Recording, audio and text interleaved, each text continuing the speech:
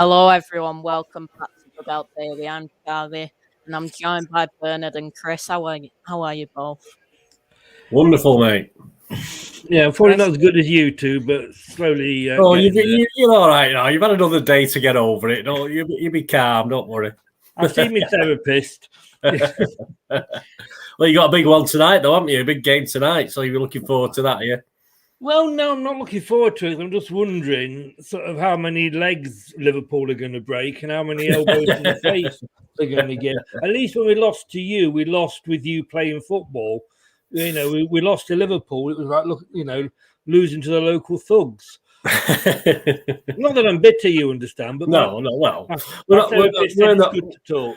We're not going to pull you up over it, are we, Charlie? Let's be honest about it. No. Anything you have to say negative about Liverpool is fine by us. Yeah. Neither of us are the biggest fans of Liverpool. Let's just say that. Big up, Anthony. Big up, talk. We'll get straight into it then. 6-3 win. A very entertaining game for the neutral. It started with us being 4-0 up, 2 of those being penalties in the first 25 minutes to make it 4-0. And then look at Chris in the top corner. He's not happy with that one.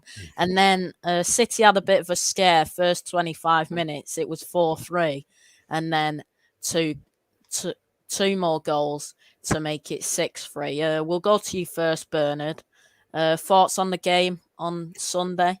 Yeah, I think if you look back at the game last season, the 5-2 to Leicester, I think there's a lot of similarities apart from obviously the different way the result ended. I think obviously as far as the play was concerned, both teams had a similar amount of chances.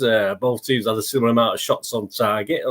But last year they had 2 penalties. Was it 2 penalties last year or 3? I think it was 2, wasn't it? Right. 3 penalties. We only managed 2 this year, but there you go. We scored and both was great, and they scored all their 3. So a lot of similarities, but obviously, as far as we're concerned, we're well happy with that score at the end of the day. Even though it didn't look at certain stages it was going to end up like that, did it? Let's be honest about it. Chris, thoughts on the game on Sunday? You got your bleeper ready? No, I mean, in fairness, I picked Chelsea to win the league this year. I might have to revise that.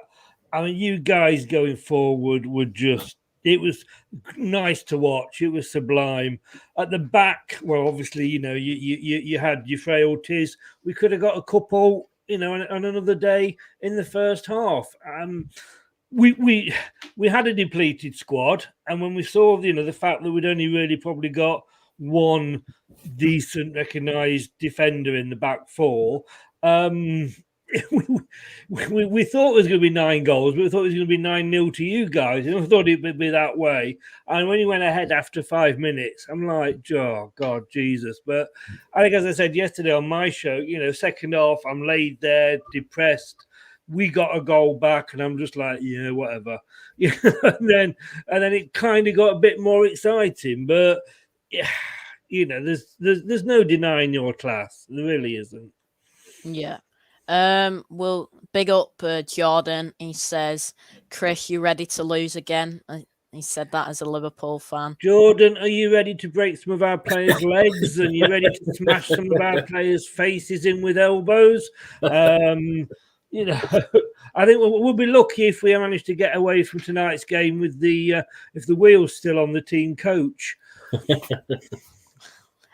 Big up Maisie in the chat as well. Anthony says he's glad City won because Chris has a hate for Arsenal, but big up Chris. Actually, mate, I have a bigger hatred for Liverpool at the moment. Can't blame you for that one. We'll go to the starting 11s then, starting with City. It was a 4-3-3 with Ederson in goal, a back four of Cancelo, Diaz, Laporte and Zinchenko, Fernandinho in the midfield with De Bruyne and Gundogan, Mahrez on the right, Sterling on the left with Bernardo Silva in the false 9. When you first saw the team news, Bernard, what did you think? Well, obviously, I thought Foden and Grealish were still on the naughty step, obviously, so Pep was still a bit upset with them. But it was an okay team, nothing wrong with that team whatsoever. Obviously, we sort of surprised with Rodri, but obviously we've learned he's probably got COVID or something else, where no one quite is 100% sure what's going on with Rodri. But I wasn't surprised, and you had to assume Ferner was in purely against someone like Leicester, that Ferner was playing because Rodri couldn't. It was as simple as that, because there's no doubt you will play Rodri against the quality of Leicester, to be honest with you. So apart from that, it was a reasonable enough team. Yeah. We'll look to the Leicester team then. It was a 4-4-1-1 with Kasper Schmeichel in goal.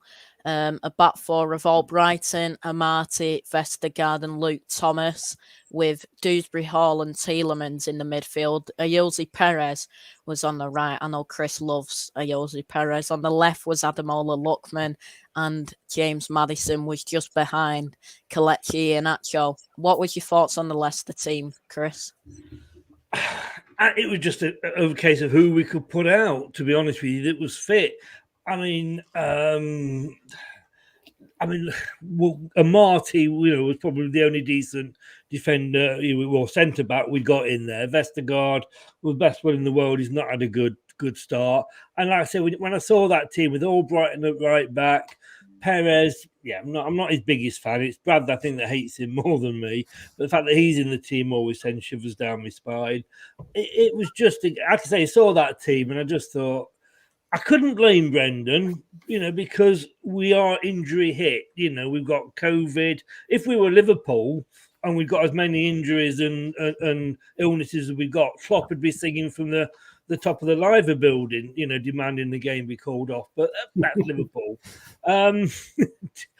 So, as I say, when I saw that lineup, I thought, it's what we can put out. And if you look at the subs, we've got subs on the bench that, if they were fit, would have come on like Vardy and what have you. So we didn't even have fit subs, I don't think. And I saw that, and that's I thought, there we go, 9-0 to you guys. Yeah. We'll look at the stats then from the game. The stats then, Chris don't want to look at this, so we'll just go through this quickly. 72% possession to 28%, 17 shots to 14, 9 shots on target to 8, 3 shots off target to 5, 5 block shots to 1, 14 corners to 4, 2 offsides to 1, 11 fouls to 9, 1 yellow card to 2, 5 big chances each, 1 big chance missed to 2. We hit the woodwork once, Leicester hit the woodwork twice. No counter-attacks to 2, no counter-attack shots to 1, no counter-attack goals to 1.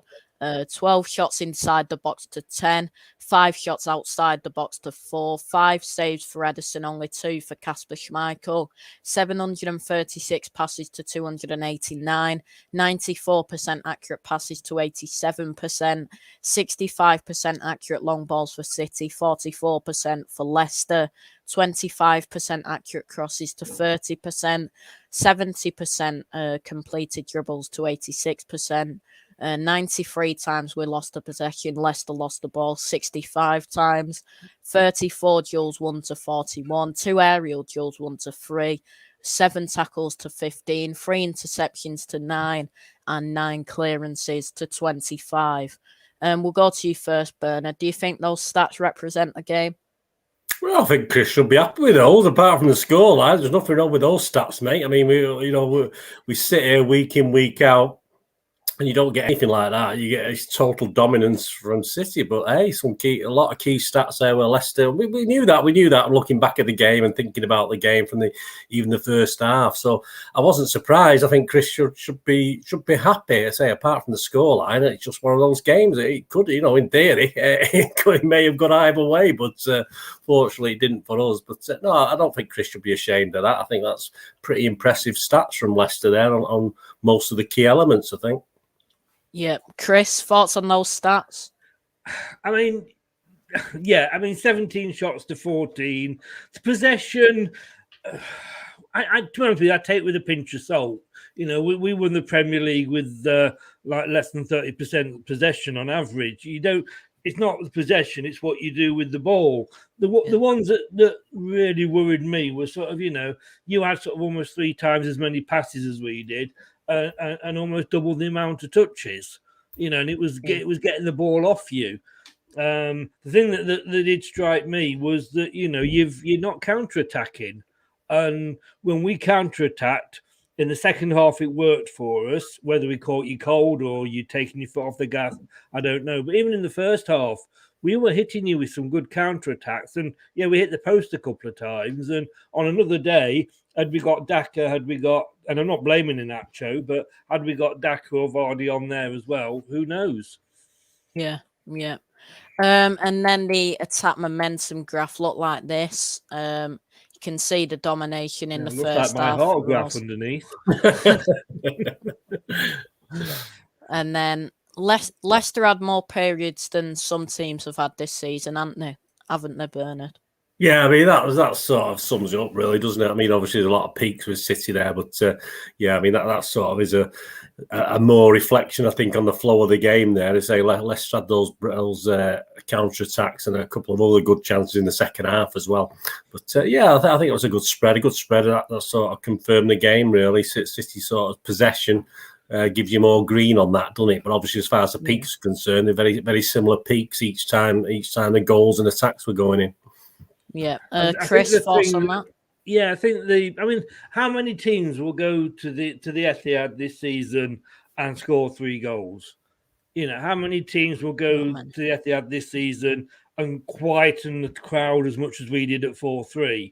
I mean, I was talking to Brad last night, and he was saying you could when your sort of fifth goal went in, it was almost like a collective sigh of relief went around the stadium. And for us to do that to Man City, and we did. I think I don't think we were expecting 3 points, to be honest with you. So for us to do that, and like I always say, I get my team losing. I know we will lose from time to time, but it's the manner in which we lost, and we went down all guns blazing on Boxing Day. I think that's the thing that it wasn't 6-0. It wasn't an embarrassment. Which with our squad and our available players, it could have been. Yeah. We'll go through the players, so we'll just go through each position. So we'll start with Ederson for City. 5 saves, 1 punch, 3 saves from inside the box, 24 touches, 100% accurate passes, 1 out of 1 accurate long balls, 3 clearances, and that's it for Ederson.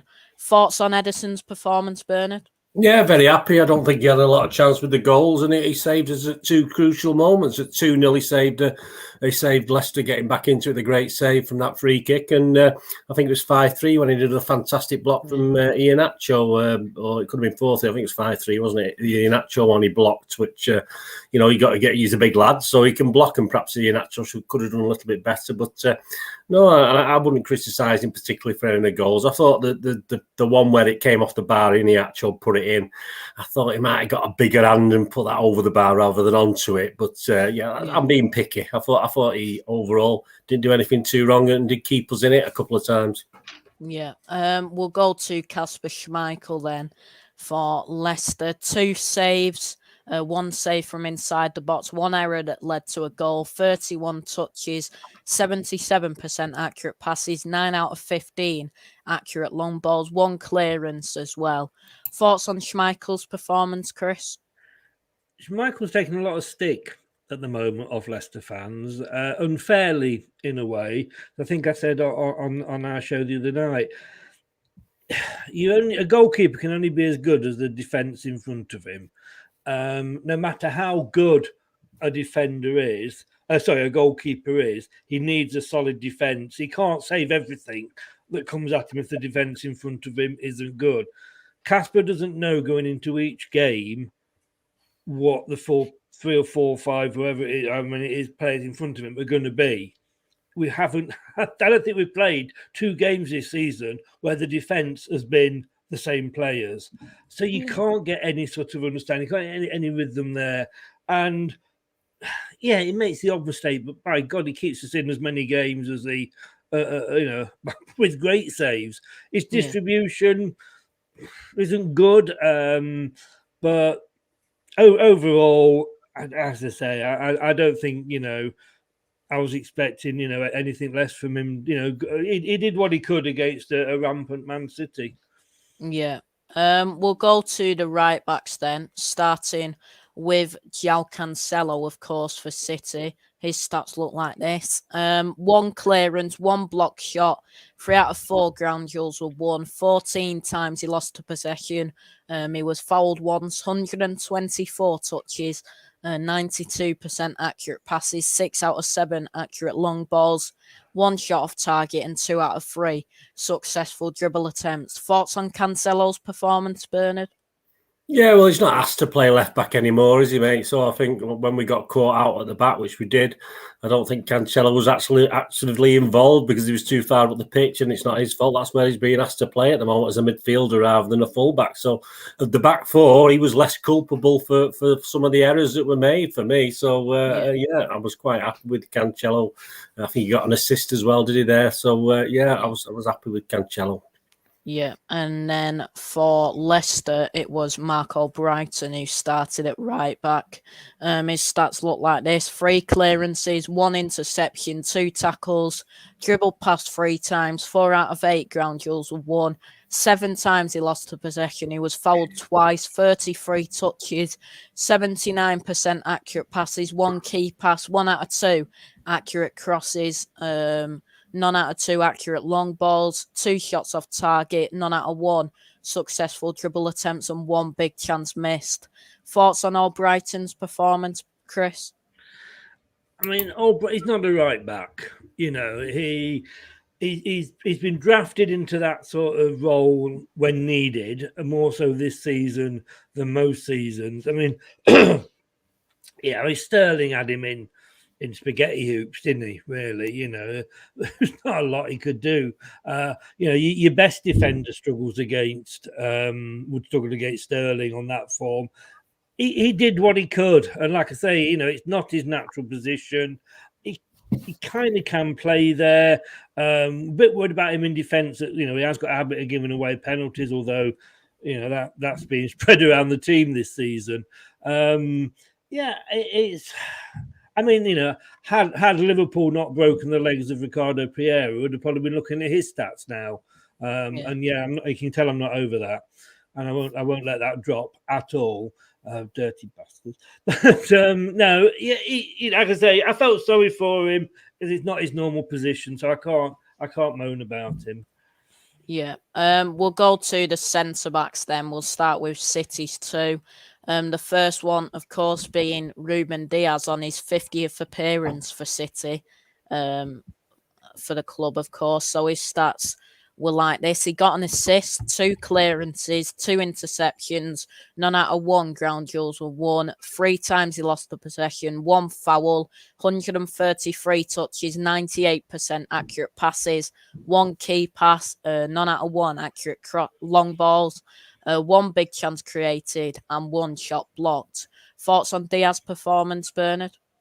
Yeah, tale of 2 halves. I wasn't overly impressed with how he pulled out of the tackle for the first goal because he didn't want to get booked because he'll miss a game. But I mean, that's football. You've got to get on with it and do a fair tackle so you don't get booked. It's as simple as that. So I wasn't very impressed by that, to be honest with you. But obviously he made up for that. But he was caught a bit flat-footed at the back with him and, of course, his partner there. So not great, but I say get a tale of 2 halves, more or less, I think, or sort of 2 portions of the game. He did well enough going forward, but he looked a bit of a shambles at the back, to be honest with you, most of that game against Leicester. Yeah, you mentioned it there, but Pep said Ruben Diaz was not aggressive enough to get the ball and prevent Leicester's first goal after Aymeric Laporte slipped because he was 1 yellow card away from suspension.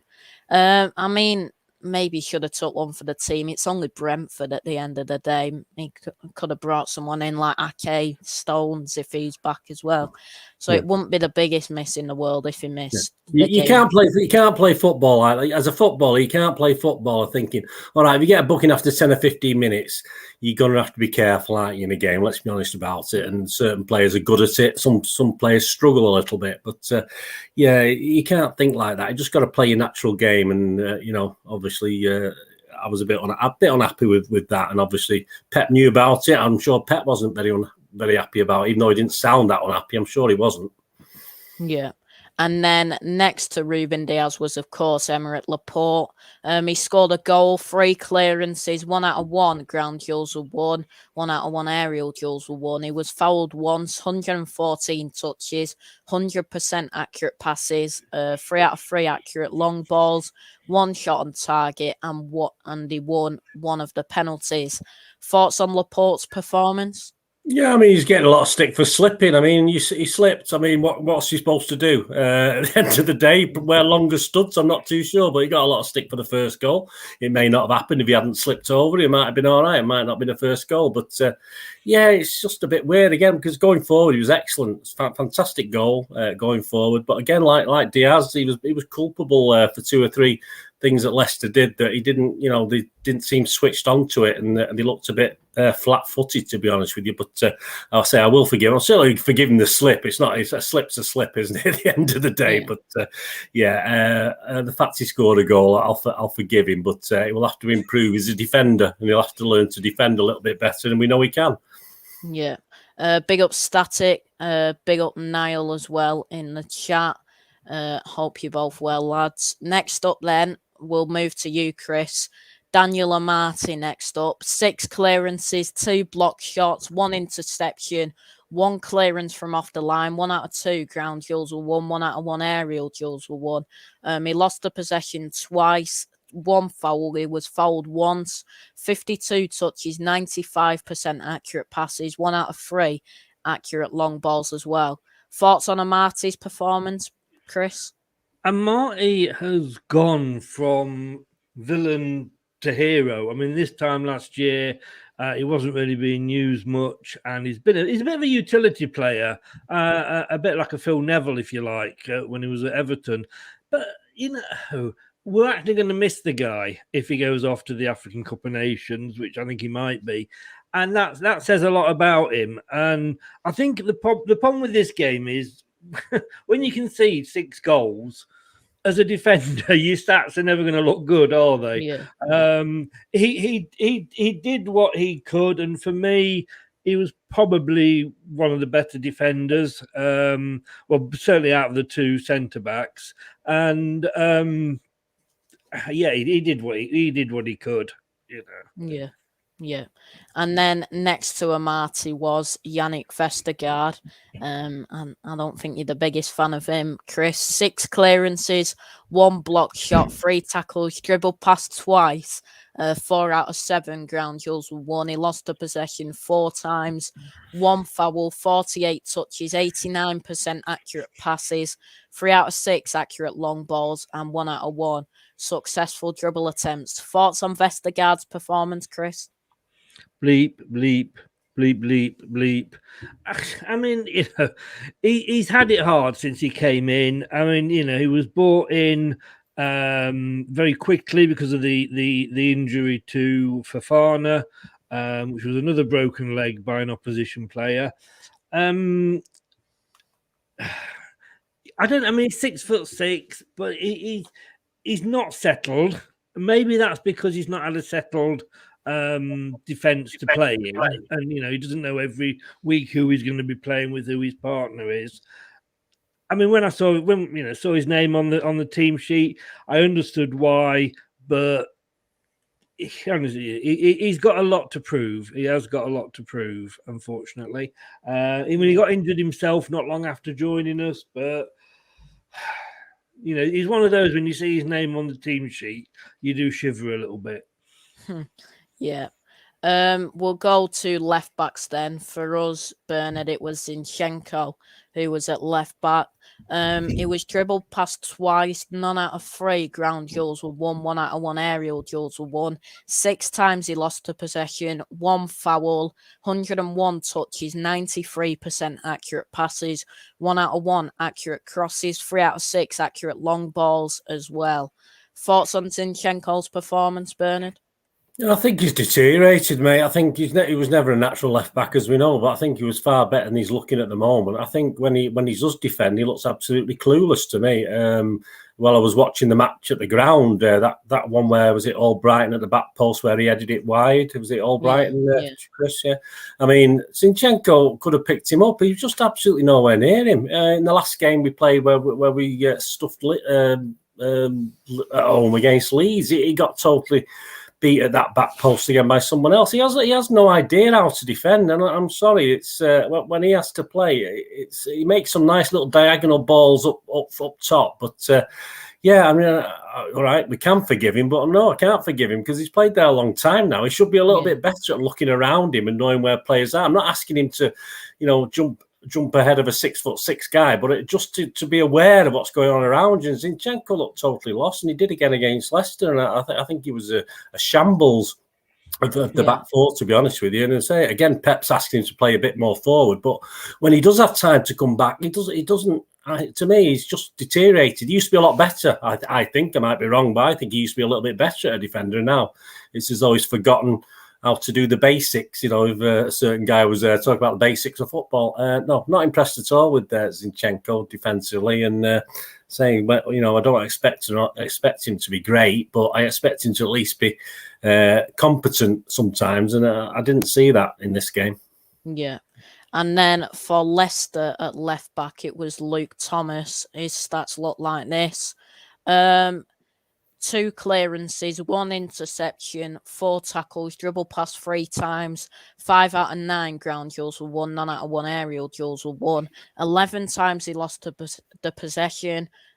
He was fouled once, 44 touches, 75% accurate passes, 1 key pass, none out of 1 accurate crosses, none out of 1 accurate long balls, 1 big chance created, and none out of 1 successful dribble attempts. Chris, what was your thoughts on Luke Thomas's performance? I mean, look at that heat map there.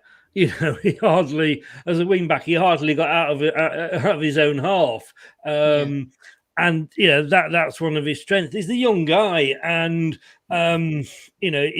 he's had some good games. He's played in Europe.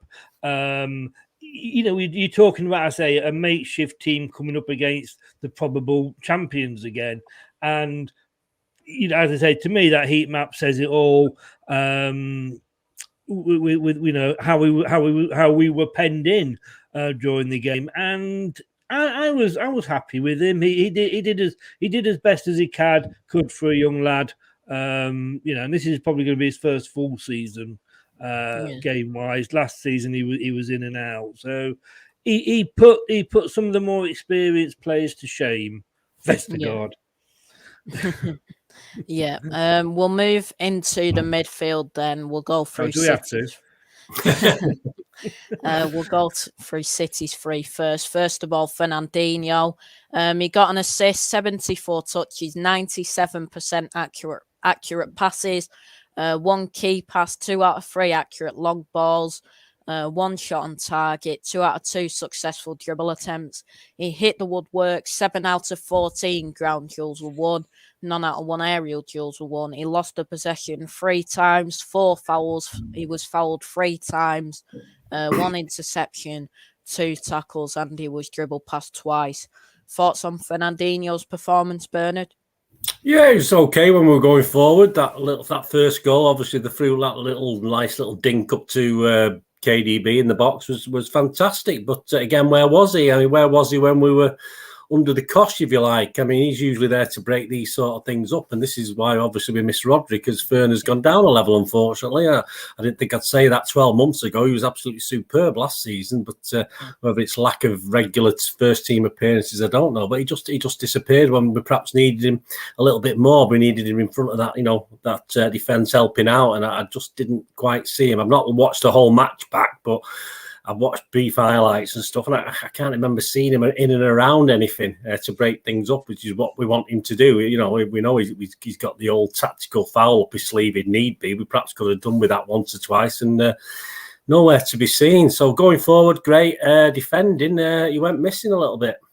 Yeah. And then next up then is Ilkay Gundogan. His stats look like this.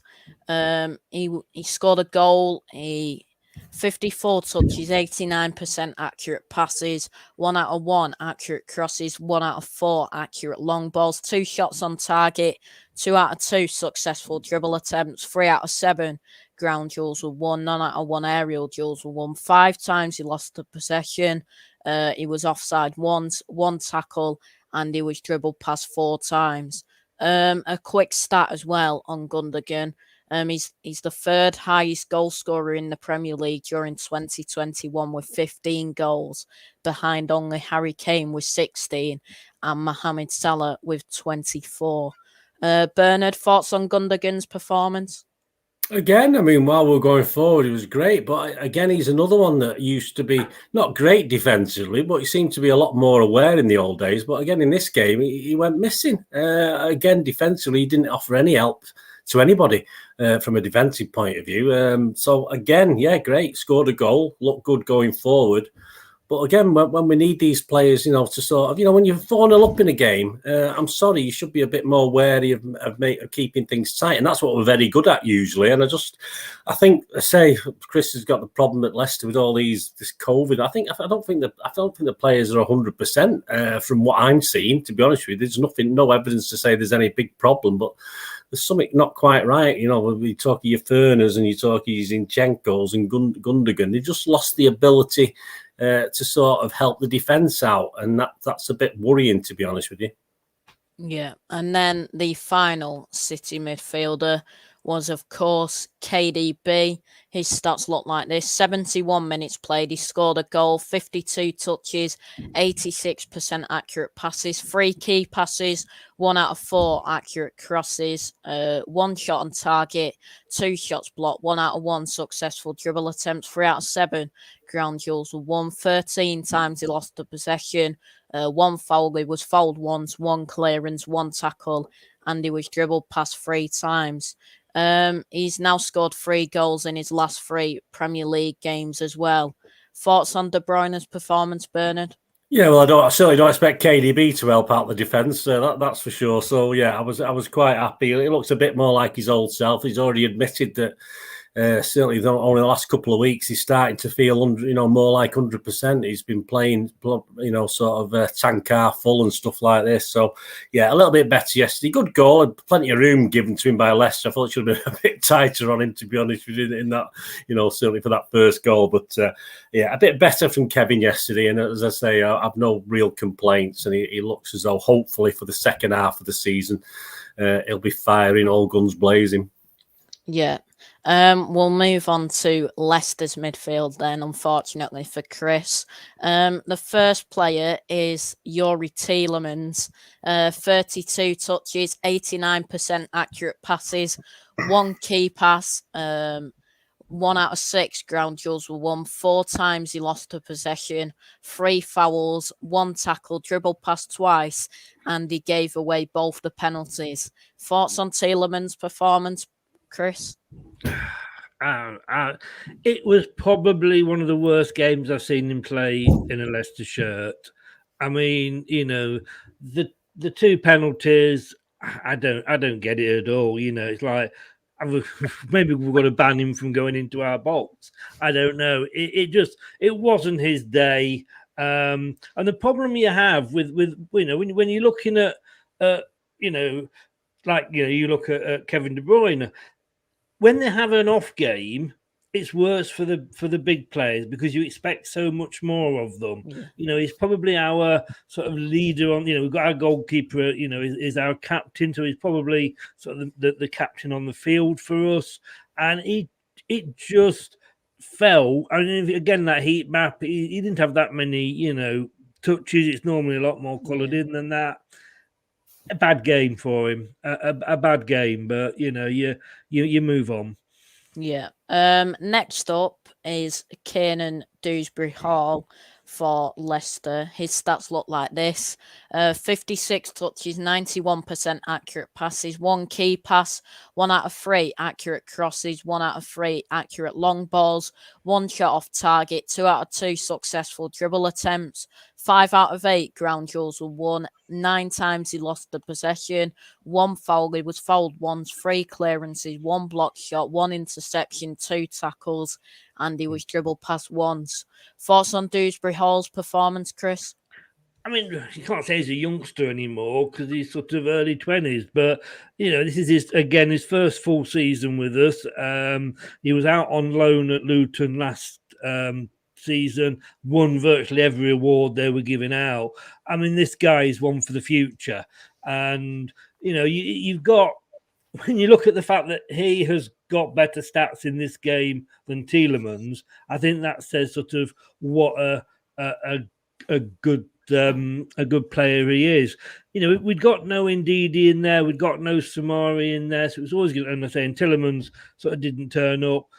Dewsbury was one of the bright sparks in an otherwise bit of a dim performance. Yeah, and the final Leicester midfielder was James Maddison. His stats: he scored a goal, 3 shots on target, 2 shots off target, 1 shot blocked, 3 out of 3 successful dribble attempts. He hit the woodwork twice, 41 touches, 95% accurate passes, 3 key passes, none out of 3 accurate crosses, 1 big chance created, 6 out of 9 ground duels were won. 5 times he lost the possession, 1 foul. He was fouled 3 times, 1 interception, and he was dribbled past once. Thoughts on Maddison's performance, Chris? Man of the match for me. He's been so good, and then he got injured, and he was out for a time. He came back. We eased him back in, or Rodgers eased him back in. And he wasn't really at his best. He coming back from injury, I suppose again you expect your good players to come back and be as good as they were when they left, but it takes them, a while to get back up to sort of the match fitness, etc. And he's on fire again. He's got goals. He's got about 6 in 6, something like that, and 5 in 5 assists. I mean, he wants to go to the World Cup next summer.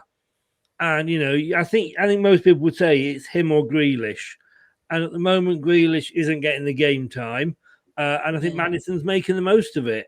A lot of our threat comes through him at the moment. I think he's been given a bit more freedom by Brendan, and I think that's made a difference.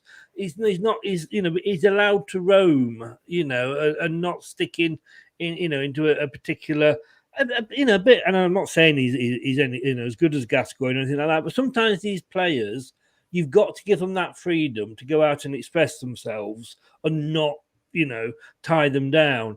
And he is coming just so good at the moment. And I mean, again, you look at that team, and it's a team that, if you're on the pitch and you're playing with the same team week in, week out, you put a ball through and somebody's going to be there. These guys aren't used to playing with each other week in, week out because it's a different 11 every week because of injuries and illness. But as I say, on that day's performance, man of the match for me. Yeah. Or Leicester's man of the match, let me put it that way. Yeah. Yeah. We'll move to the front three then, onto the right-hand side. For us, of course, it was the former Leicester man, Riyad Mahrez. He scored a goal. He got an assist as well. 1 shot on target, 2 shots off target, 2 shots blocked, 2 out of 3 successful dribble attempts, 74 touches, 88% accurate passes, 2 key passes, 3 out of 11 accurate crosses, 3 out of 11 ground duels were won as well. 20 times he lost the possession, 4 fouls. He was fouled once, 1 clearance as well. Thoughts on Mahrez's performance, Bernard? Yeah, I think he enjoyed himself, but I mean, 20 times he lost possession. That sounds a hell of a lot to me. But I've just done my player ratings for the half season, and of the 14 who qualified, who'd played enough games, he was bottom in my player ratings. So I don't want to be too cruel to him, because obviously I must have something at the back of my mind marking him lower than perhaps other people. But I thought he enjoyed it. Great penalty. I love the penalty. That was a fantastic penalty. I mean, no quibbles about that. And all credit to him stepping up and taking it, and all credit to him perhaps giving it Sterling for the second one as well. I mean, I assume Mahrez was the guy to take it, but obviously he let Sterling take it. So I don't think that was a lack of bottle. I think that's just a nice touch, I suppose, because he got the penalty. But yeah, I thought he played okay. I thought he enjoyed himself, and yeah, a lot better from Mahrez than we've seen a lot of time this season. He was certainly one of our better players, I think, on the day. Do you think we'll miss him when he goes to the African Cup of Nations? Not really. We'll miss the option, of course, of having him. But yeah, we'll miss him when he plays like this. But he doesn't always play like this, does he? Yeah. Oh, that sounds like the Mahrez I remember. We'll move to Leicester's right midfielder then. It was Chris's favourite player, Ayoze Perez. He was only on the pitch for 45 minutes, 10 44 touches. minutes too long. 75% accurate passes, 1 out of 1 accurate crosses, 1 shot on target, 1 out of 1 successful dribble attempts, 2 out of 2 ground duels were won, none out of 1 aerial duels were won. He lost the possession once, he was fouled once, 1 clearance as well. Thoughts on Perez's performance? I mean, just look at that heat map. You know, I mean, I've got toast that's got more heat maps on it than that. I mean, I know he was only on for 45 minutes, and I think it was Rodgers' first buy. I don't know. He's not a right winger. We've known that since he came, and Rodgers insists on playing him out there. It isn't his role. You know, he's more in the Maddison role, and the problem is we've got Maddison there. So you know, but we're fed up with saying, well, you know, poor old Perez, he's stuck out on the right. It's not his normal position. But you know, when he plays inside. I mean, the best thing he's done for us this season was getting sent off, so he missed a couple of games. You know, apart from that, you know, to be honest with you, his stats say it all for me, you know. And that heat map, I say, sums it up. Yeah. And then we'll move over to the left-hand side. For us, it was, of course, Raheem Sterling. His stats look like this. He scored, he got a brace, 3 shots on target, 5 out of 6 successful dribble attempts. He won 1 of the penalties, 1 big chance missed, 64 touches, 90% accurate passes, 1 out of 1 accurate long balls, 8 out of 11 ground duels were won. He lost the possession 13 times. He was fouled once and 2 tackles. Thoughts on Sterling's performance, Bernard? Yeah, Bernard, so before you just come in, look at that heat map and compare it to Perez. Yeah, you know, I mean, and I know he was on 90 minutes, but even so, you know, that's Perez's problem. Yeah, but in all fairness, that was probably the first 20 minutes, most of that heat map for Sterling, to be honest with you, because he was absolutely, excuse me, he was absolutely on fire for 25 minutes. And poor old Brighton, as Chris said, it's not his position. He got torn apart. You know, if Zinchenko can't defend, I mean, old Brighton obviously has to be even a sort of step or 2 down to Zinchenko, unfortunately, for Leicester, because he was given a torrid time. And Raheem loved it. And we've seen a bit more of the old Raheem, and Chris won't know, but obviously it's been a while. But obviously the last 3 or 4 games, we've just seen a little bit more of what Raheem can do, and we've certainly not had it for a while. But yeah, he enjoyed himself again, and it's great. It was great to see. Not everything comes off; it never does. But yeah, I think we're quite happy with Sterling yesterday. Yeah, a few stats on Sterling then. He scored as many goals as Wolves, Brighton, Norwich and Burnley combined in the Premier League in December, Sterling with 5. Another stat, he's now scored in 4 successive Premier League games for the first time since September 2017. A few quotes then from Sterling. The manager warned us at halftime. Leicester conceded 4 in the first half, but every time they attacked, they created chances. It's disappointing. We just had to control the game. It was slick football at 4-0 up. You have to kill the game. He also said Leicester have some really good players. They didn't get disheartened and kept going. Credit to Leicester, said Sterling. Yeah, so we'll move on to Leicester's left winger then. A new signing in the summer, Ademola Lookman. He scored a goal, 37 touches, 75% accurate passes, 2 key passes, 1 shot on target, 5 out of 5 successful dribble attempts, 9 out of 16 ground duels were won. He lost the possession 7 times, 2 fouls. He was fouled once, 1 offside, 2 interceptions, 3 tackles, and he was dribbled past 3 times. Thoughts on Lookman's performance, Chris? I mean, he's on his favoured left-hand side. When he was at Fulham and they thought so highly of him on loan there, he was being played on the left. We haven't seen him so much on the left with Leicester because we normally have Harry Barnes, of his brother Harvey Barnes even on the left. So he tends to play on the right more. Exciting prospect. I was a bit wary about getting too excited about him at the start. Because we did that with Under last season, and yeah, bloody hell, did he go under? But I think he had a good game. He scored a goal.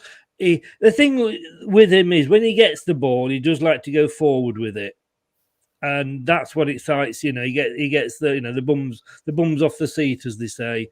For my money, he was up there with one of the. He could have almost been. I say Maddison was great, but yeah, he was not far behind him. Yeah. And then we'll move to the strikers. Well, we don't have a striker, so it was a false 9 Thank for God. us again, of course. 2 out of 6 successful dribble attempts. This is, of course, Bernardo Silva. 69 touches, 91% accurate passes, 2 key passes, none out of 1 accurate crosses, 1 big chance created, 4 out of 10 ground duels were won. 14 times he lost a possession. He was fouled once, 1 offside, 1 tackle, and he was dribbled past once as well. Thoughts on Bernardo's performance, Bernard? Yeah, I think Pep just shoehorned him as he does in that position because we know we don't see the best of Bernardo when he plays that role. To be honest with you, we never do. He's not. It's not what he wants to be. It's not where Pep wants to play him. But obviously, you've got to play Bernardo because he's a quality player. But he was sort of shoehorned into that position, unfortunately, and we didn't quite see the best of him again when we were going forward. He looked fine, but I mean, if you think back to Bernardo, usually he does help out the defence a lot, and I don't think he had that opportunity being asked to play where he was with Pep. So, and that's part and parcel as well. Perhaps why we struggle defensively because Bernardo can get up and down that pitch and carry that ball sometimes and be confident. But he was obviously asked to play the false 9 and wasn't expected to come back and do anything like that. So yeah, it's a shame. We didn't see the best of him, but he did as best as he could at allowing for where Pep put him, to be honest with you. Yeah, up front for Leicester was, of course, the former City man, Kelechi Iheanacho. He scored a goal, got 2 assists, 3 shots on target, 1 big chance missed, 21 touches, 83% accurate passes, 2 key passes, 2 big chances created, 1 out of 2 ground duels were won, 1 out of 1 aerial duels were won. 6 times he lost the possession. He was fouled once and dribbled past once as well. Thoughts on Iheanacho's performance, Chris? I mean, we scored 3 goals. He gets one of them and he sits in the other 2. What more can you ask of the guy? I feel so sorry for him. He's had a tough time since he's come to Leicester. To start with, him and Vardy, I was really looking forward to as a pairing. Didn't work. But last season, towards the back end of last season, he was on fire. He took over from Vardy. Vardy became the provider. And Brendan's dropped him this season. Brendan's looked at him and went, yeah, he's our top goal scorer last season. Do you know what? I'm going to drop him. I'm going to go back to just 1 up front. Yeah, great move that, wasn't it, Brendan? I mean, the thing with Inacho is he's a striker, but for a big guy, he's got a lovely little touch on the ball. And sometimes you judge players by, like a defender, by how many goals are scored past them, as a striker, how many goals they're scoring. But he brings a lot. He brings a lot into play as well. And I love the guy. And I thought he, like I say, 1 goal and 2 assists when we only scored 3. You couldn't ask for anything more of him. And I just wish he'd get more time. And if I was him, I'd be knocking on the door to Brendan saying, play me or sell me. Yeah. Big up Big Morgan in the chat. He says, we were never in trouble. Result was never a problem. Big words. Yeah. Anthony's asked, what score are you going for tonight, Chris? I've gone for a draw just in more hope than... I think the score. I want 11 to be featured in the score. Hopefully, we've still got 11 players left at the end of the match. What these dirty scousers are like. Do you know what? I just.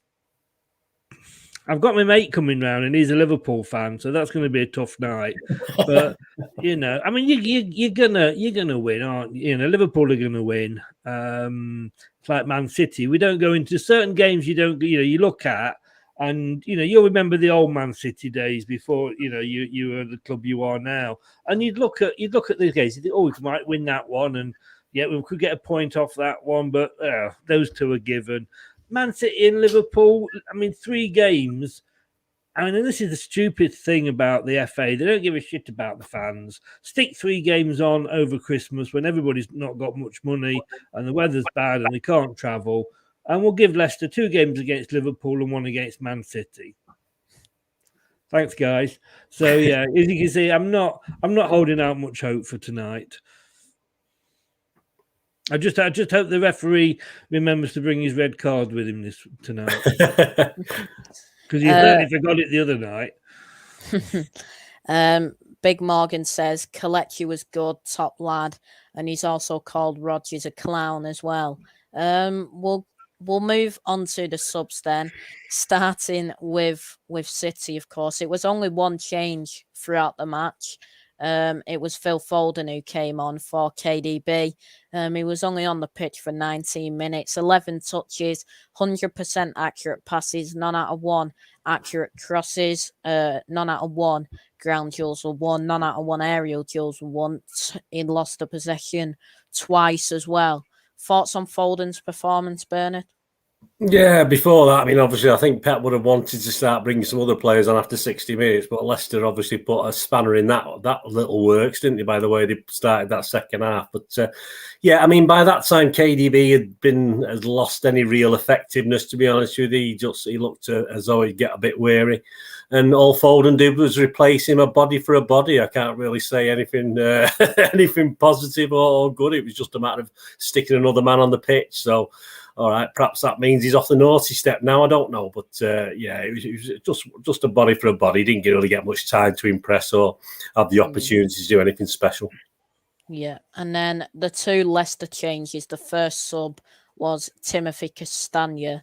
He was on the pitch for 45 minutes, 2 clearances, 1 block shot, 1 interception. He lost the possession twice, 24 touches, 90% accurate passes, 1 out of 2 accurate long balls as well. Thoughts on Castagna's performance, Chris? He changed it when he came on. Rodgers put him on, changed the formation a little bit, and we got 3 goals back. So not a bad substitution. Yeah, he did what was asked of him. Again, it's hard with defenders when you're up against Man City to judge them fairly. But I was pleased with his performance.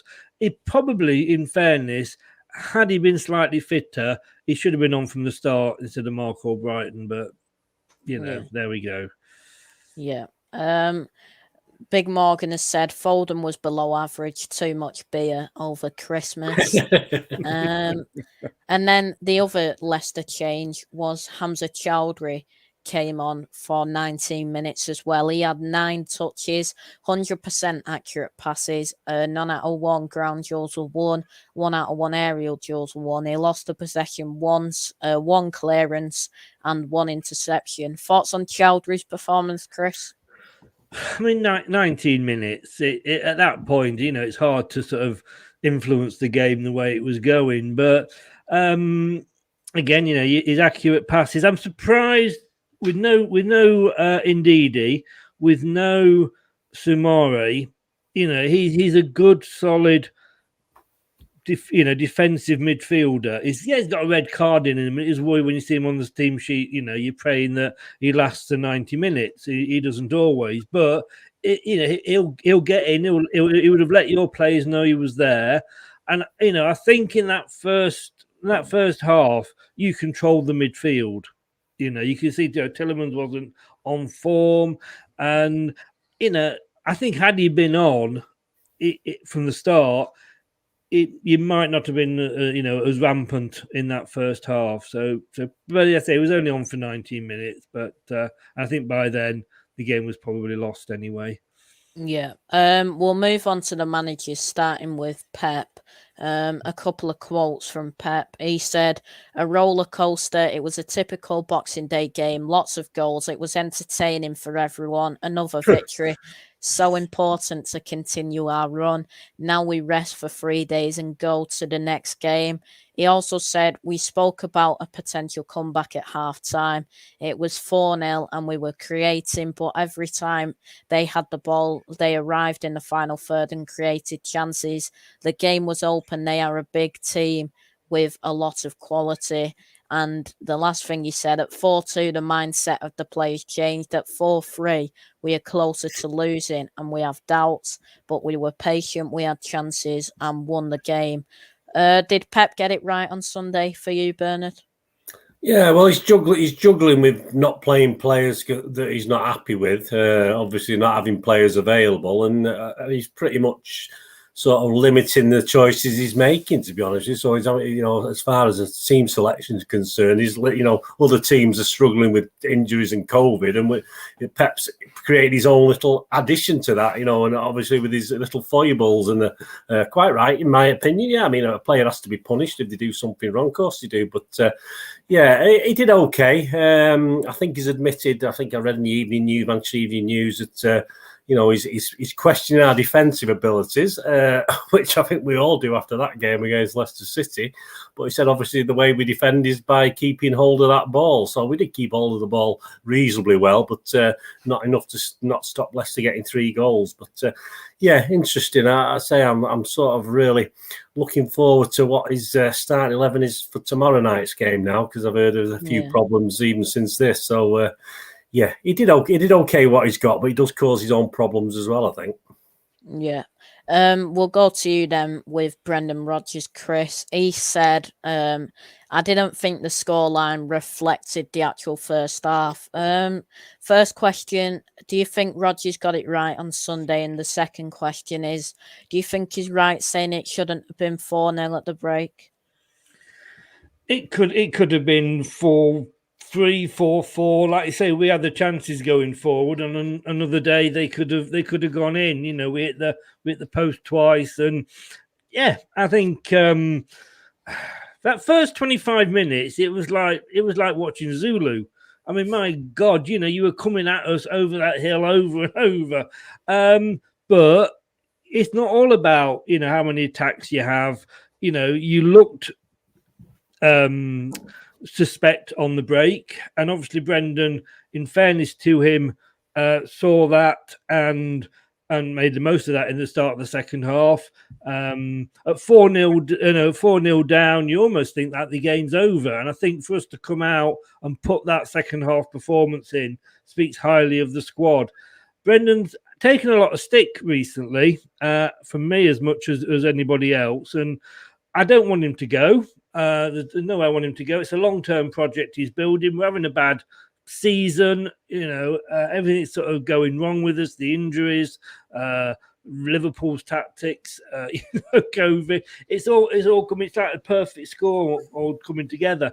There wasn't a lot else he could have done with the players that he had available. And that's the problem. Like I say, I'm not being awful, but had we been in Liverpool and Man United, that we could have probably got the game called off. But we're a little Leicester. We don't seem to get those decisions.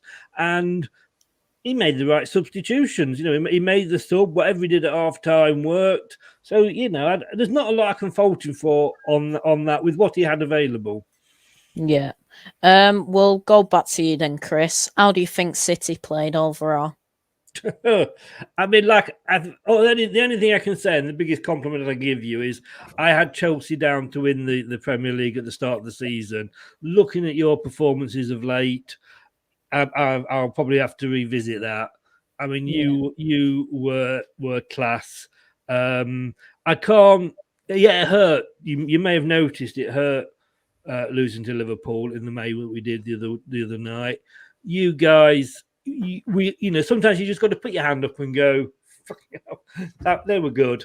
And that was one of those games, and okay, you could argue, if we'd had a full strength team, etc., but you can only play with what you've got and who you're up against at the time. And like I say, for those 25 minutes, it was, as the old saying, it was like watching Brazil.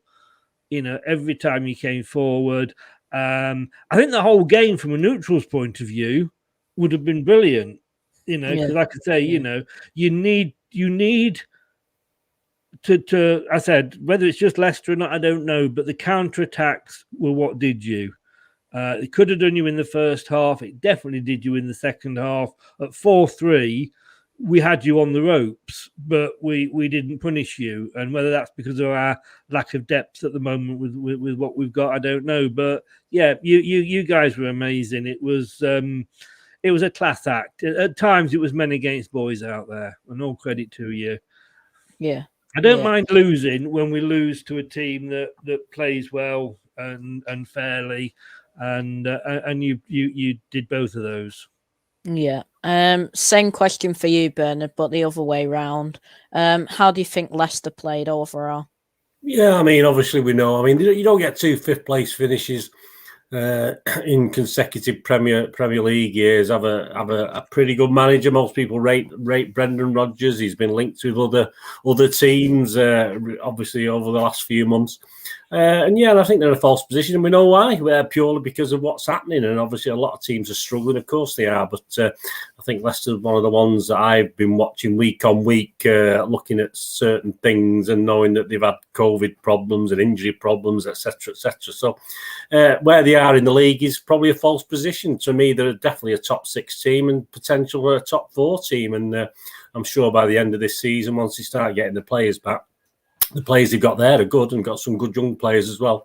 That they will be up there. Definitely should be able to manage the top 5 and hopefully push out a couple of the other teams we don't want to see up there anyway. So the more the merrier. Yeah, I was quite impressed. Leicester are Leicester. We knew what to expect from Leicester, and that's what's disappointing from a City point of view, because sometimes in that second half, when it did go 4-3 again, we didn't panic, which was good.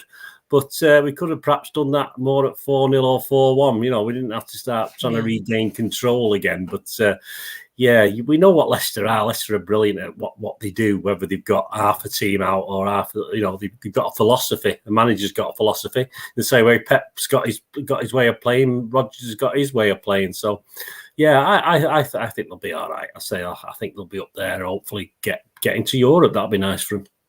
Yeah. We'll go to the referee then, and back to you, Bernard. How do you think Chris Kavanagh did on Sunday? I don't know. I'll be interested to see what Charlie thought. It was a bit of a non-entity to me. I know he gave us, I think, the penalty. I think Brendan was having a whinge about the first penalty. I don't really think there was that much wrong with it, but only on the basis that you don't always see them every week. There's no real consistency, which we talk about time and time again, don't we? With referees and VAR, the lack of consistency. I mean, from week to week it changed. It seemed to change the bar and change what they do. So from a pure point of view, obviously. I thought he was okay. I thought he did more or less what he did, but I think I have seen a couple of guys being critical of him. But I'd like to know what Chris thought. From my point of view, he was, for a bad bunch, he was okay-ish. But I'm interested to see what Chris says. Yeah, Chris. Well, he was certainly better than the ref, and I'm sorry to keep bringing it up, but he was better than the ref that was on the pitch on the Liverpool game. Yeah, I mean, as Charles said, there he was nothing. He was neither bad nor good, to be honest with you. I don't think he did much wrong. I mean, I think probably says a lot about the referee when they don't do much wrong and they have a good game. We know we haven't got any Pierre. What was he called? That Italian referee, Colina. We haven't got any of them in there now, and Paul Tierney, who was the referee on the Thursday, was in the VAR for this game. No, nothing that I can say. And it's very easy sometimes. It's very easy if you have a bad game to blame the referee, and that, quite honestly, some of the time can be a cop out. But he did nothing wrong. He did nothing particularly outstanding. I don't think it was a difficult game for him. Yeah. We'll move to the fans then. Bernard, how do you think the fans were the other day? Yeah, I think Chris mentioned it went a bit quiet at 4-3, but I was panicking myself, and I don't usually stop singing. So if I'm panicking and stop singing, obviously there's something wrong. But that's only because we're dreading the typical City.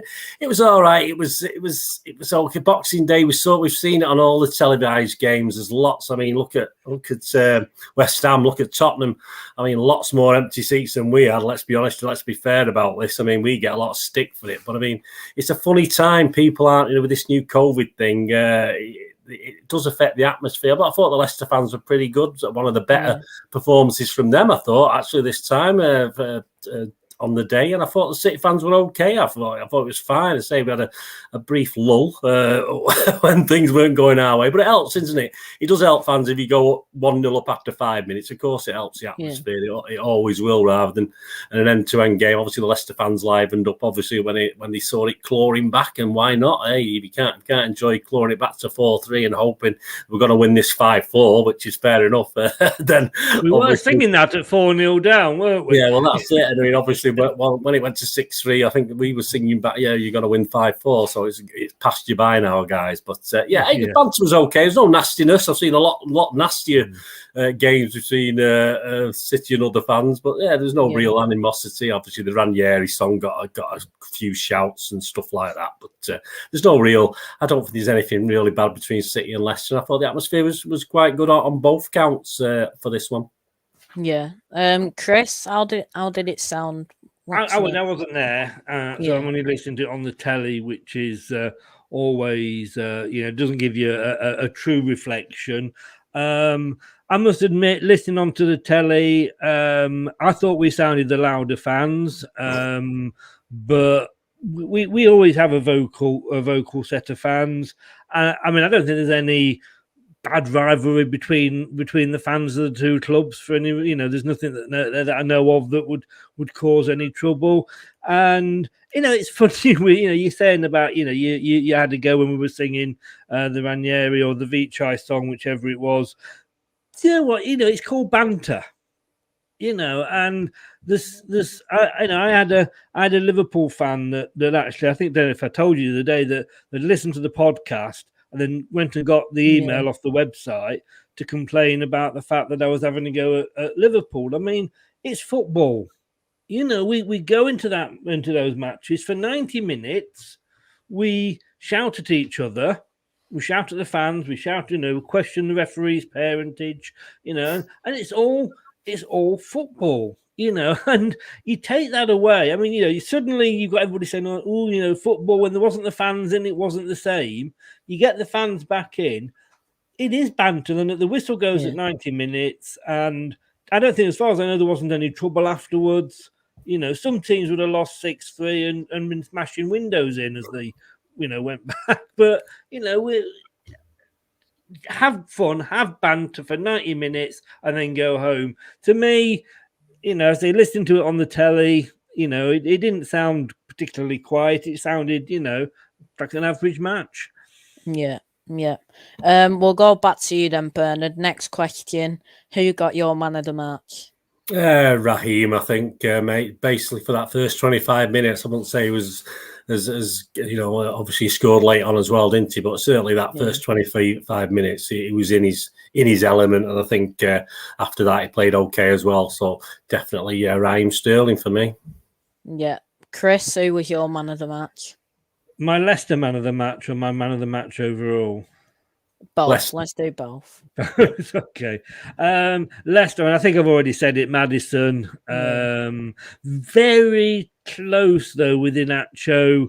I could say, you know, when you get 3 goals, you score 1 and you assist in 2 as the striker. What more can the guy do, you know? Yeah. But overall, Maddison, he's just on fire at the moment. And I think Grealish needs to be looking over his shoulder and thinking, this place ain't guaranteed at the moment, you know, especially if he doesn't get the games and he continues on the naughty step.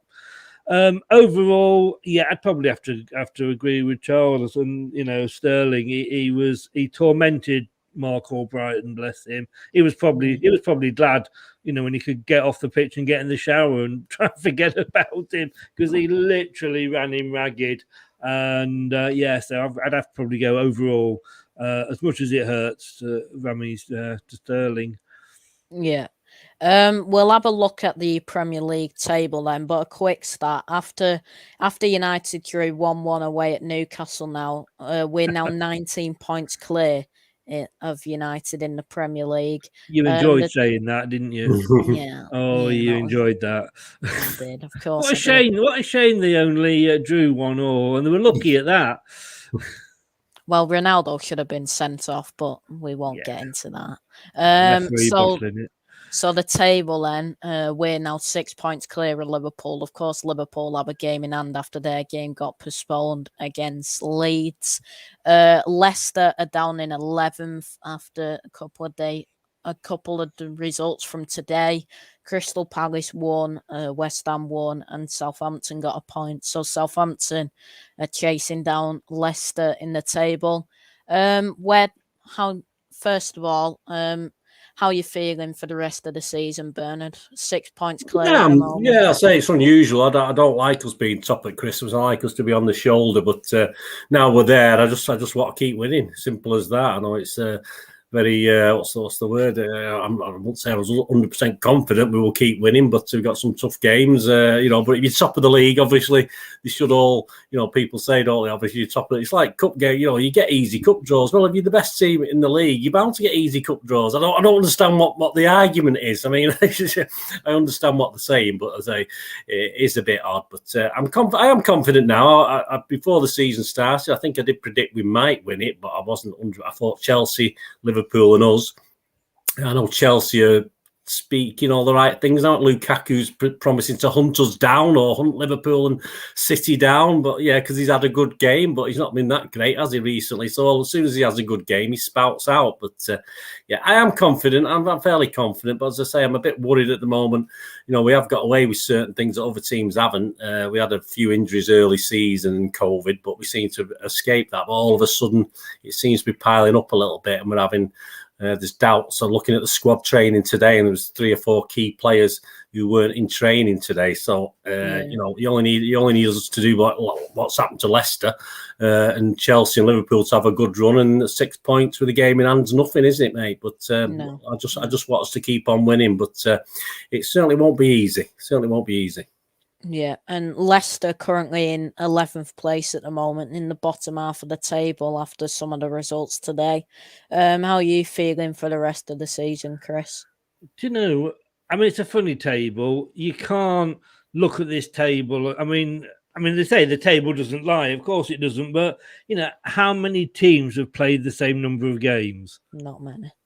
There is, you know, there's how many games is this and still to be played. It's a false table, if you like, and I'm not using that as an excuse. We're not having the best of seasons. Sometimes you have to bite the bullet and go, yeah, you know what, we're not having a good season this season. You know, Arsenal last season, you know, the fans were you know, virtually having a mutiny there because they're having a bad season. Spurs again, another bad season. You have to take it, you know, on the chin. We've had 2 really, really good seasons, and you know, to finish 5th, and you know, you could argue that we bottled it or whatever, but you know, to say that we actually got to 5th with the Premier League and the money that there is with some of those clubs, was brilliant. And this season, it's just not going for us, And let's be honest, this time last season, you never thought you'd probably going to win the Premier League. You were sort of quite out of it at the start, and you came good. So it's not over, but if we finish mid-table this season, it would be lovely to win the Europa Conference League, be the inaugural winners of that. As I say, it's just one of those seasons, and sometimes you get those seasons. You can have 3 or 4 good ones, and then there's a bad one comes along and kicks you between the legs and says, "Just remember who you are," and then we go again. So, it is what it is. But they say, looking at the table, I say no, it's such a false table because everybody's on a different number of games. Yeah. Well, on Sunday was our 19th game of the season, and Burnley have only played 15 games, so that tells you everything, really. Exactly. So, if they were to win all 4 of those games, they're not likely to, obviously, but they jump right up the table. Yeah. But that sums it up. Yeah. A few of the stats then from City. Just one stat. Our updated top scorers: Mahrez now has 12, Sterling with 9, Bernardo with 7, Foden with 6, De Bruyne with 6, and Jesus with 5. Some transfer news as well from today, Bernard. Ferran Torres has officially joined Barcelona for the rest of the season, of course. How are you feeling about that one? Yeah, I think they're paying us a tenner a week for like 50 years or something like that. I don't know what it is. Absolutely, why we do Barcelona favours. I probably know why, because of the links, at board level, etc. But yeah, I mean, yeah, I don't really care, mate. To be honest with you, I hope he's going to return his 3 months' wages that he's took off us for the last 3 months. He's not been playing. I hope, obviously, he's sent that back to us, and we can stick that to charity or something like that. I've not seen a goodbye note, a thank you and kiss me bum note from him. So, yeah, good luck to the lad. But obviously, he's not happy, and we don't want players that sit like, I'm sure Chris is the same. I don't want any player at my club who's not happy. If he's not happy, and he can go. It's as simple as that. And he does have potential. He has great potential. And he was a bit homesick, and we had the same thing with Bernardo, didn't we? He was a bit homesick. He seems to have, hopefully that's been put to one side now and all sorted. But I think the problem with Torres as well is, don't forget, he's not played. He's not sort of played. He's had the COVID. He's not played in front of the fans and got a feel of it. He's not really got a feel of what it's all about. People like David Silva and these guys who come to City, there is a little bit something there special we think in the air anyway. I don't think I'm saying too much about that. But Torres hasn't had that opportunity to do that. Yeah. But we know, I mean, Diaz was it Brian Diaz went. Garcia he went back. He wanted to go over to Barcelona as well, stuff like that. Yeah, good luck to him. But as I say, I'm a bit, it just didn't work, did it, mate? And obviously, I'm not going to lose sleep over it. Definitely, he was okay. He had potential, but he wasn't happy. So goodbye and good luck, as far as I'm concerned. Yeah. Chris, do you think Torres will be a big miss for City? I don't know where Barcelona got the money from, to be honest with you. I thought they were broke. I think it's 12 months before we see a payment, to be honest with you. I think there's the terms are we won't see anything for 12 months. I think it's absolutely ridiculous. Will you miss him now? Pep's got you running like a purring like a cat there. One player drops out. I mean, you didn't really actually miss him at the weekend, did you? And I'm not bigging Leicester up here, but you weren't playing, and no disrespect to them, Norwich or somebody like that. You're playing Leicester. As Charles said earlier, 2 top 5 finishes, and you did us over. So will you miss him? No, not at all. No. Will you miss him, Charlie? What are your thoughts on him? No, I'd rather see Liam Delap play every week over Ferran Torres. Yeah, there's lots of players who are there that deserve a bit more time and have stuck it, and deserve more minutes on the pitch, and that's how it is. Let's see how he goes on anyway. I'll be interested to see how he goes on over the next. I hope he doesn't come back to haunt us, but hey, that's football, isn't it? Yeah. A few things about Ferran Torres then. Man City will not immediately spend the money from the sale of Ferran Torres, as they want to use it to fund the purchase of a striker next summer, and as they intend to give more game time to up-and-coming young attackers such as Cole Palmer. Highest transfer fees received by Man City for players then. Leroy Sané's at the top with 54 million, 46.7 million for Ferran Torres, and then 33 million for Danilo. And then Cheeky has said Ferran should be proud of what he achieved at City.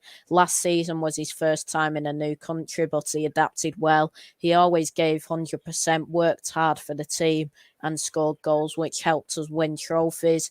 He also said injury unfortunately prevented him from playing more games this season, but Ferran is a player we've all enjoyed working with, and we wish him all the best at Barcelona and for the rest of his career. More transfer news then. Pep will consider loan offers for James McAtee next month, but only if the club in question plays a similar style of play as City. Do you see McAtee becoming a first-team player over the next couple of years, Bernard? Yeah, it's going to be slow progress. I think with McAtee is there, he would be knocking on the door a little bit more than he is at the moment. He's had a few chances, of course, he has, but yeah, there's 3 or 4 that are gaining from being loaned out, and I can see him being loaned out for a season or 2, and then coming back and hopefully being a more complete player and working his way into that first team. Yeah. And then a couple more things before we go back to you, Chris, about tonight's game between Leicester and Liverpool. Cheeky, but Bedjiri Stein won the Best Sporting Director of the Year, and Mancini also won Best Manager of 2021 as well. The ex-Leicester player. Yeah. We'll go to you first then, Chris. We'll actually find the team news from the Leicester game, but tonight it's Leicester against Liverpool. How are you feeling for that game? Said earlier, didn't we? I'm not holding out much hope. Yeah. So we've actually got the team news then for this game, starting with Leicester. So 4-3-1-2 according to this. It's Schmeichel in goal, a back 4 of Castagna, Amati, and Didi returns with Luke Thomas at left back. The 3 in the middle is Hamza Chowdhury starts, Samare and Dewsbury Hall, with James Maddison just behind Iheanacho and Jamie Vardy. Jamie Vardy starts from the off as well. For Liverpool, then, it is Alisson in goal, a back 4 of Alexander-Arnold, Matip, Van Dijk, and Tsimikas, with Henderson, Fabinho, and Oxlade-Chamberlain in the midfield, with Salah, Jota, and Mane. The front 3. On the bench for Leicester, they have Danny Ward, Vestergaard, Ben Nelson, Daley Campbell, Tielemans drops to the bench, Albrighton also drops to the bench, Casey McAtee, Ademola Lookman, and Ayoze Perez also both drop to the bench. For Liverpool, they have Kelleher, Kanate, Gomez, Williams, James Milner, Keita, Owen Beck, Curtis Jones, and Firmino. Thoughts on that team, Chris? Yeah, I get the players that are dropped down. It's like 3 games, like I say, in 6 days or whatever it was. Yeah, I can see where he's coming from. I said at the start, didn't I? Chowdhury should be in from the start. So, indeed, he's had to drop back into defence, which he's done a couple of times, very, very, very successfully. So, and 2 up front at last again. Hey, but it's Liverpool, so I've gone 2-2 for this game. So if we get a point out of it, I'll be happy. Yeah, and then tomorrow night, Bernard, we're away at Brentford. How are you feeling for that one?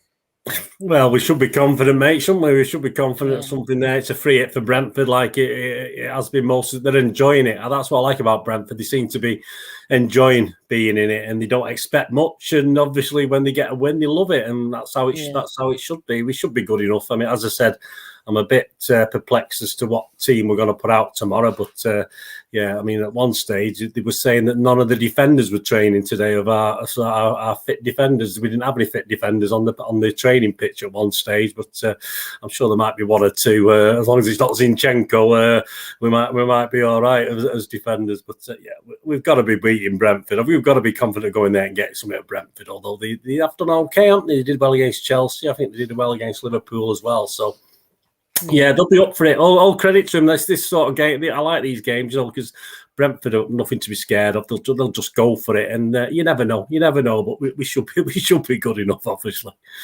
Yeah. We'll wrap it up there then. Just before we wrap it up, we'll go to you first, Chris. Where can we find you, mate? On Twitter, as it says there, at Leicester TID, and on YouTube, lots of choices. We do about 11 or 12 different shows mixed in there. Leicester Till I Die TV. Yeah. And Bernard, where can we find you, mate? Yeah, exactly. Just start off with Twitter. Bernard Dineen at Charles Dineen. Just spell the Dineen DINNEN. And if you stick me in any search engine, I'll pop up with my YouTube stuff and my Citizen channel, which is my dedicated City channel looking at City now and City past as well. Lots of history stuff on there as well for everyone to enjoy on there as well. So, but start at Twitter or just stick my name in any search engine and I'll pop up all over the place. Yeah. Of course, you can find me here at Dugout Daily at MCFC Hibs on Twitter. We're live at 7:50. We're covering the Leicester against Liverpool match. And then at 10:15, we'll be ranking the top 10 right-backs in Premier League history on that weekly show with Amondi and Anthony. I should be able to get Zabaleta in that one, surely. Is Albrighton on that? Is he in the top 10 right-backs? Number one. Now.